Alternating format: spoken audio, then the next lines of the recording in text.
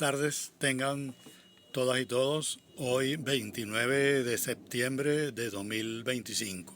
Soy el profesor Gregorio Javier Pérez Almeida, coordinador de la Cátedra Libre de Visiones Críticas de Derechos Humanos, que se organizó con el Centro Internacional Miranda y la Dirección de Formación en Derechos Humanos del Ministerio de Interior, Justicia y Paz, a cargo del profesor Pablo Fernández.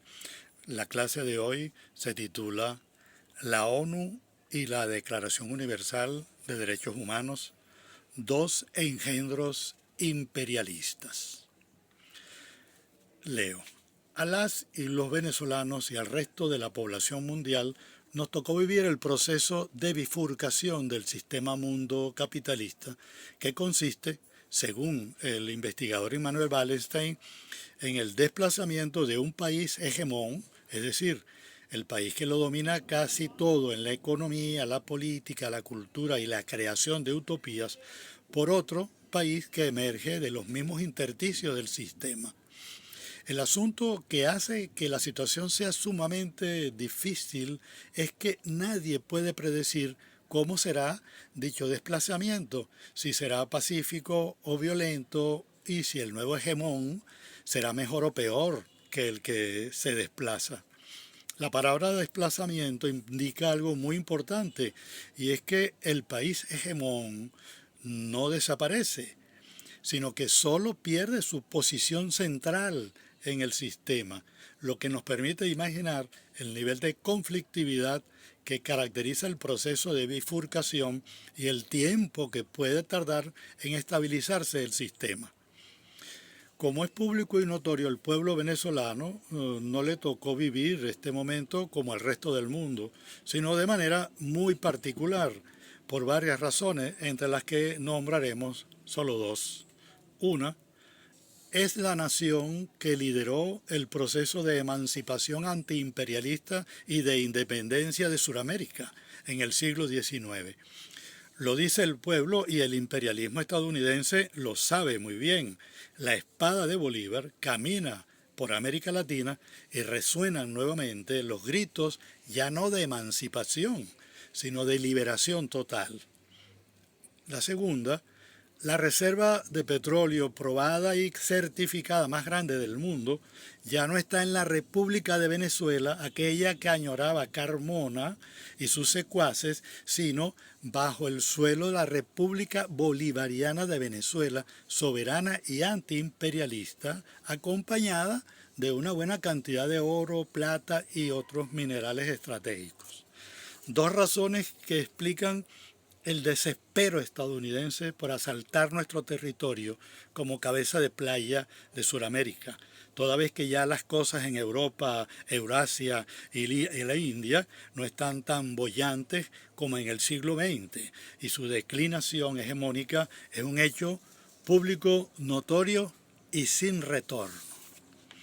Este escenario mundial que acabamos de describir someramente es el de los 80 años de la Organización de las Naciones Unidas y los 77 años de la Declaración Universal de Derechos Humanos. Dos cadáveres insepultos que tienen más dolientes por ignorancia que por verdadero amor. ¿A qué nos referimos? Responderemos ligeramente por ser una clase que busca provocar la reflexión y la discusión sobre los lugares comunes que forman la base consensual de las y los especialistas en derecho internacional y de las y los creyentes y defensores de los derechos humanos. Especialistas y defensores que generalmente van de la mano, por lo que no podemos analizar la ONU sin hacer lo mismo con el derecho internacional público que le da cuerpo y vida. E igualmente no podemos analizar la Declaración Universal sin hacer lo mismo con la ONU, que le dio vida formalmente. Dos engendros del mismo imperialismo. Es, ya lo hemos dicho, un laberinto en el que cuelgan espejos en las paredes que nos complican mucho más entender sus dimensiones y en consecuencia nos hace casi imposible encontrar la salida. Recordemos dos de las premisas que orientan nuestra investigación y reflexión sobre la ONU y los derechos humanos. Primera, no existe la historia de los derechos humanos per se, es decir, como emanación de una supuesta naturaleza humana universal que busca realizar su dignidad desde los albores de la historia para liberarse de las opresiones e injusticias. Lo que existe son los llamados derechos humanos liberales, que surgen en la historia del sistema mundo capitalista hegemonizado por el imperialismo estadounidense desde 1945 con la ONU y la Declaración Universal como instrumentos de control político y cultural de los estados y pueblos periféricos de dicho sistema. Segunda premisa.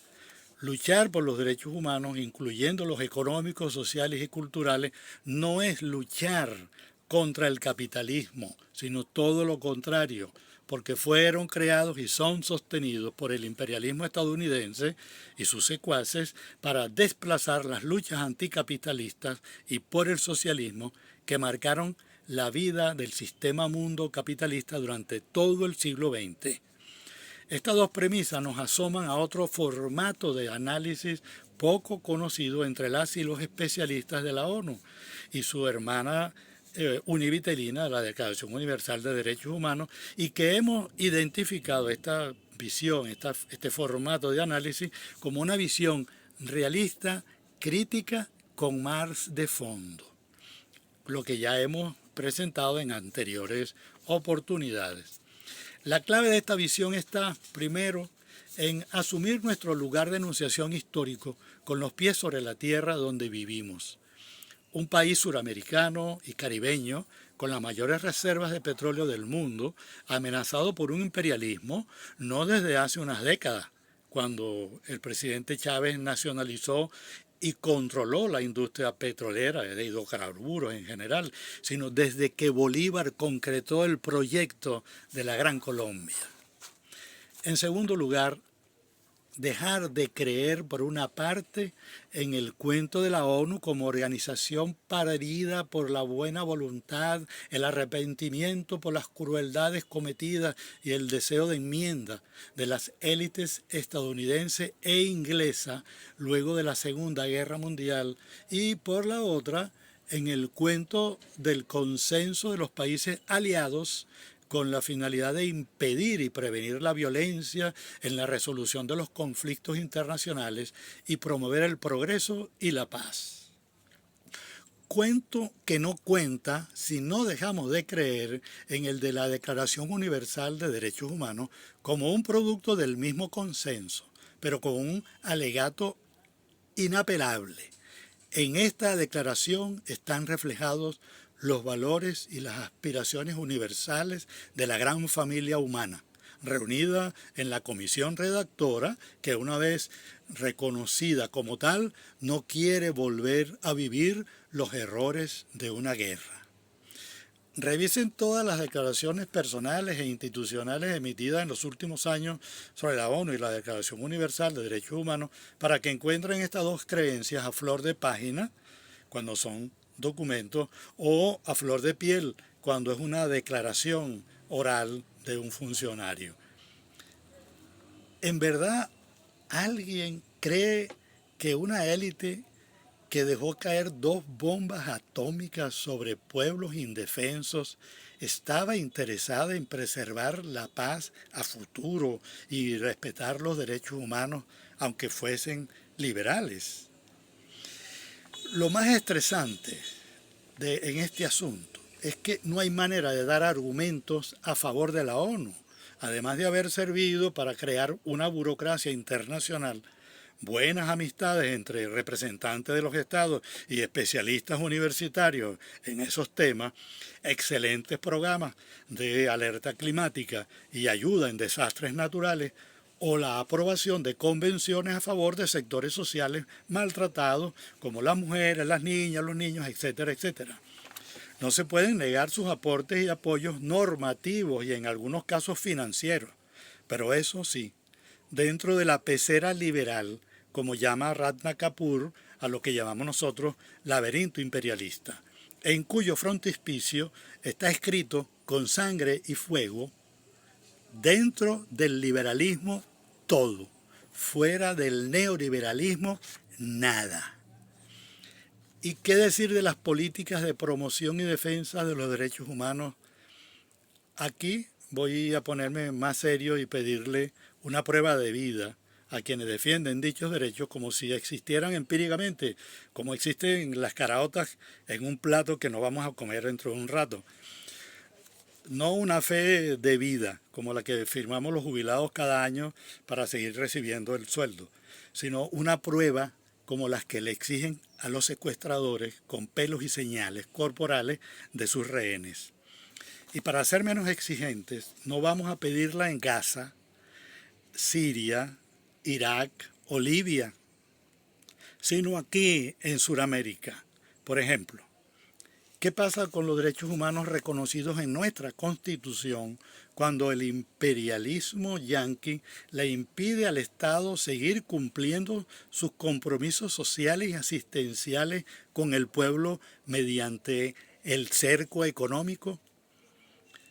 Quedan en el papel siempre y cuando no nos agredan militarmente con todo su poderío endemoniado, porque ni los papeles van a quedar con vida. Lo único que está a la vista es la incompetencia de la ONU para impulsar el progreso económico y la equidad política entre los Estados miembros de esa organización, además de su complicidad tácita, a veces muy explícita, en la promoción de las guerras imperialistas y de otros abusos belicistas contra pueblos indefensos en nombre, exactamente, de la defensa de los derechos humanos. Entonces, de lo que se trata, desde nuestro punto de vista realista, crítico, con Marx de fondo, es de develar la otra historia del sistema mundo capitalista hegemonizado por los Estados Unidos de América, para dejar de creer en esos cuentos y no esperar que la rana eche pelos y que Morrocoy suba palo, mientras intentamos salvar la insalvable ONU y el orden social que ella custodia, para que dice que todas y todos disfrutemos de los universales derechos humanos. Así que frente a estos temas de la ONU y los derechos humanos, decimos como el comandante Chávez cuando se encontraba en la necesidad de tomar una decisión crucial en un problema que era recurrente. Decía, ya está bueno ya, basta de seguir creyendo en pajaritos preñados. Hasta luego, hasta la próxima oportunidad. Buenas tardes.